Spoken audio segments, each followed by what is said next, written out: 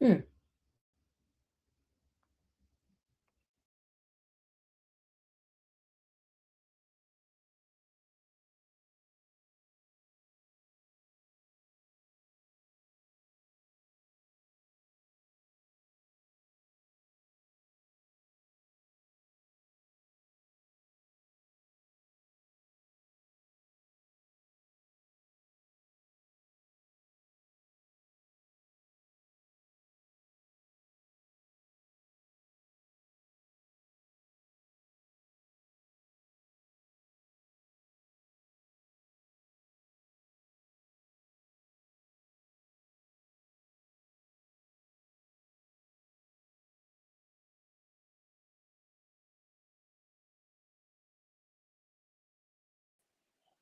All right. Hello. Hey, Jen. Hey.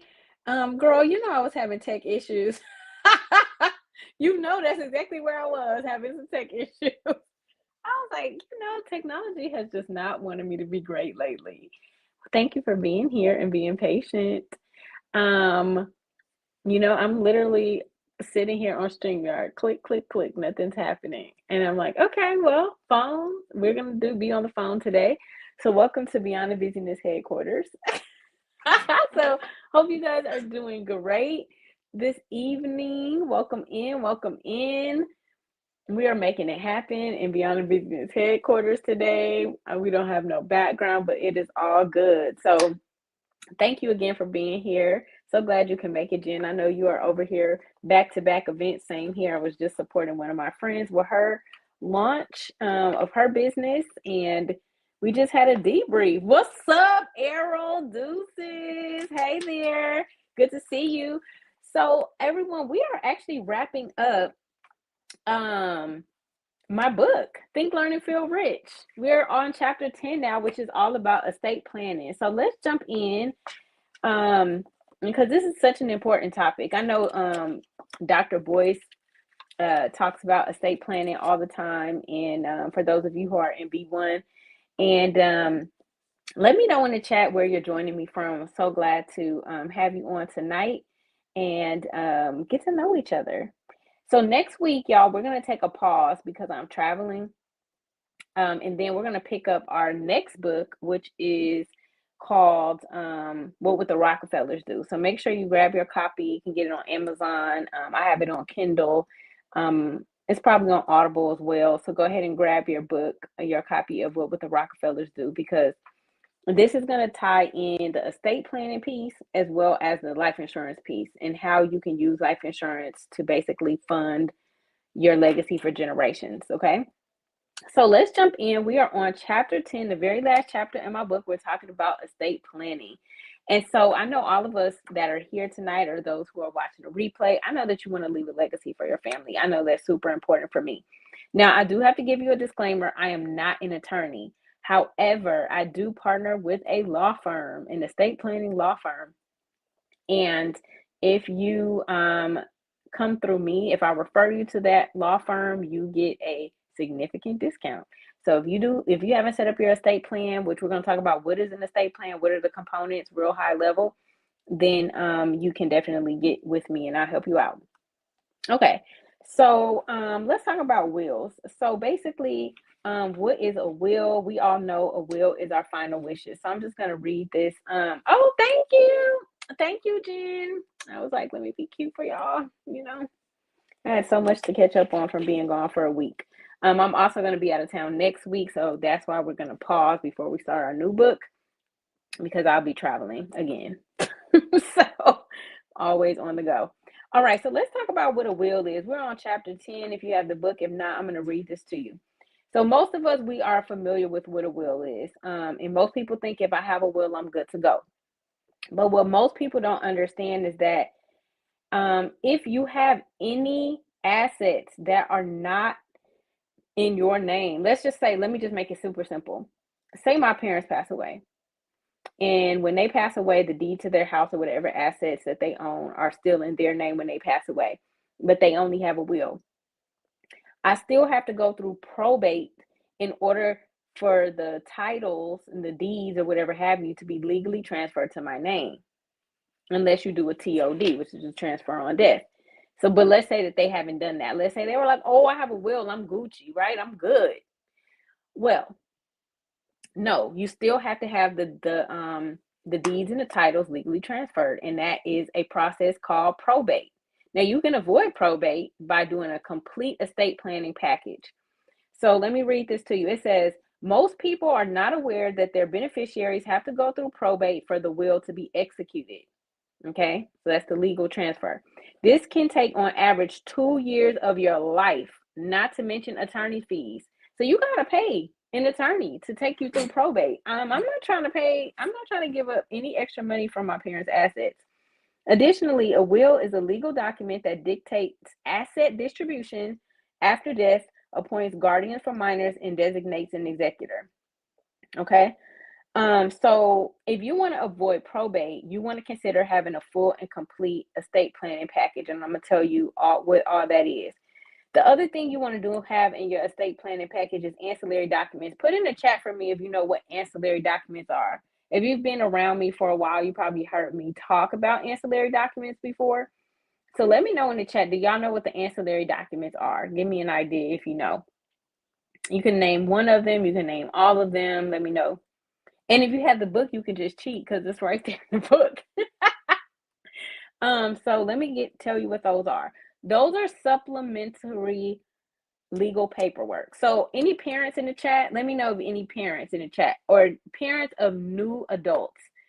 Basically any new adults between 18 and 21. Anybody have kids between the ages of 18 and 21?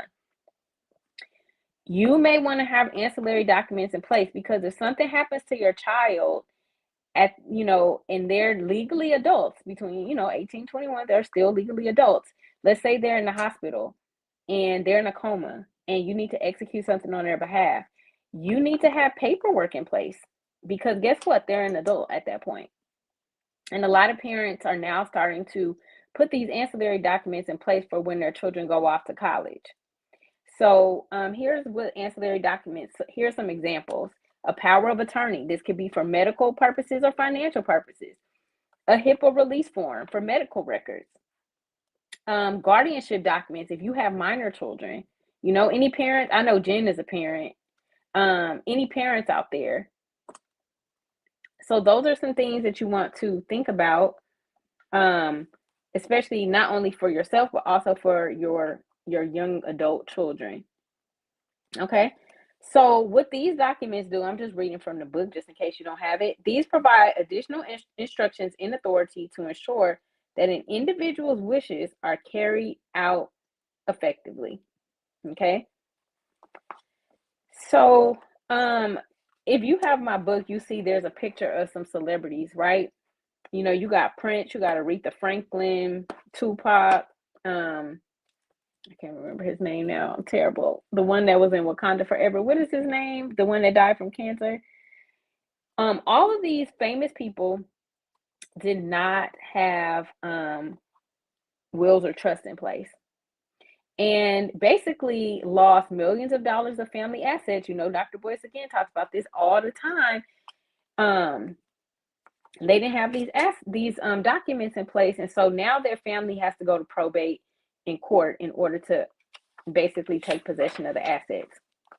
So this is actually quite a short chapter, y'all, because again, I'm not an attorney, but I want to make you aware of it. And if you're in Dr. Boyce's world, you're already aware of it. But if you haven't put these things in place, I implore you to do so. If you're one of my clients and you have a certain type of policy with me, like a certain type of insurance policy, some insurance policies actually come with a will preparation kit. Okay, thanks for sharing, Jen. So what does that mean?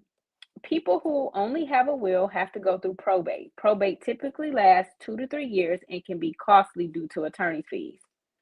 A good rule of thumb is that if you have at least $150,000 in assets, especially assets that don't have a beneficiary attached, okay, you may want to consider some type of trust. And especially if you're a business owner, that's even more important, right? So, because let's just say you pass away while, and you haven't retired from your business, you haven't sold it or anything like that. How are you going to ensure that your business passes down to the next generation if that's what you plan to do? So here's what's included in a full estate plan. You have a trust, and in that trust, you fill that trust. You think of it like a bucket. You're going to put your will in there. You're going to put your ancillary documents in there. And then you're going to, of course, have your instructions for how you want things to be handled. And you could be very, very specific, when you plan out your trust. Now, there's simple trust, of course, but then there's more complex trust. Like if you have a blended family, if you have multiple businesses, properties in other countries, things of that nature. So those will be more complex.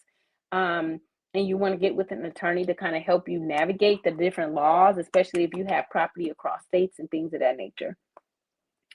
And basically, if you want to think like my simple definition of a trust is basically you're transferring your assets while you're alive and saying, upon my death, this is what I want to happen. And some key things you want to have an executor. So this is somebody who you trust to actually execute what you want to happen, because there's some people that are greedy, and they literally want to be your executor because they have control, and they just want to get the fees associated with it. And so essentially that is pretty much it. So I would say you need a trust, or at least some type of estate planning if you have assets that don't have beneficiaries. So think about your homes, boats, cars, family heirlooms. There's a lot of assets that you have that don't have beneficiaries attached to them. And then if you have over $150,000 in assets that you want to maintain. Okay, so if you want to have me do an introduction for you to an attorney, then you can just scan the QR code on the screen, or you can scan the QR code in the book, and I will be happy to get you connected to an attorney so that you can get a great rate on setting up your estate plan. So if there's any questions, you can put them in the chat. And if you have parents that are aging, right, and they have a lot of assets, and let's say that, they may eventually need to go on Medicare or Medi-Cal, or, depending, you may want to start working on this for your parents, because they do a 5-year, well, it depends on the state. Let me not say, I know in Texas, where I'm a resident, they do a 5-year look back. So your parents can't say, oh, I'm sick. Okay, here, I'm going to transfer the title over, the deed to the house over to you. Now you're the owner. They do a look back on assets to see if you qualify for these programs. So that's really important to think about, especially if you have aging parents and you're responsible for them. You need to understand, if you want them to qualify, let's say they need long-term care, they will be looking at assets. And guess what? If they pass away and they haven't been paid for certain things, they will seize assets. So that's important. Who would you suggest reviews the plan? An attorney? Yes, I would say so, because you want somebody that understands the rules and the laws of your state. I should say the laws, not the rules. So you can definitely draft it on your own, but they'll just make sure everything is, up to legal standards, and that it will uphold in a court of law. Because again, if you have a will can easily be contested. Let's just say, God forbid. So my parents have a will, right? No, they have a whole estate plan, but they wrote up the will, and in the will, they said that the house will go to my sister and I. Well, what if my sister is like, no, I want the house for myself? If they only had a will, my sister can easily take me to court and say she should have the house because, maybe because she was the caretaker. She could do that, right? That's because if there was no trust in place, that would be easy to do. However, now that there's a trust in place and it's kind of, it's finalized, basically we have to, we both are going to be owners of the house, and we just have to get the title transferred, or the deed. I keep saying the title because I just had to deal with the title of my car. So title is in my head. All right. So any other questions before we wrap up? Again, next week we're taking a break because I'll be traveling. We'll resume with our new book, What Would the Rockefellers Do? Week after next, God willing. And if you would like to come and join me on Friday. Oh, two announcements. Okay. So tomorrow I am hosting an event um, called the Retirement Blueprint. And my co-host and I, we're going to be going over how to create guaranteed lifetime income. So that's tomorrow at 7 o'clock Eastern. Okay. If you want information on that, just text 855-718-2018 and just put retirement. I'll send you that link. Also, Beyond the Busyness is turning 8 on February 14th. So, yes, it's my business anniversary. Yep. And so, in order to celebrate, what we're doing is on the 13th, I'm doing like a lunch and learn, right? No, it's not a lunch and learn. I'm doing a big reveal of my philanthropic arm. So, at 12 o'clock Eastern, which is 9 a.m. Pacific, I am going to be, yep, 08, 08, 08. I'm going to be announcing Beyond the Businesses. Beyond the Businesses. That sounds so weird. Philanthropic arm on Friday. Okay, so bring your lunch. I'm going to try to. It's going to be a YouTube live, so you can listen in. I'm trying to prepare a game for it, but we'll see if I have the capacity for that. I've been traveling, y'all, and it's just been fast and furious.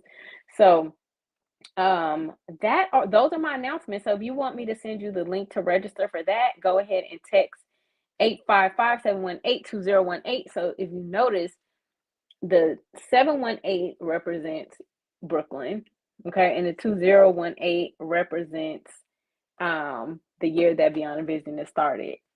So the numbers have meaning, and 8 is the number of prosperity. Woo! All right, so thank you, Jen. I appreciate your love and support. Jen is amazing. Make sure y'all subscribe and to Black on the Platform, especially the Culture Club.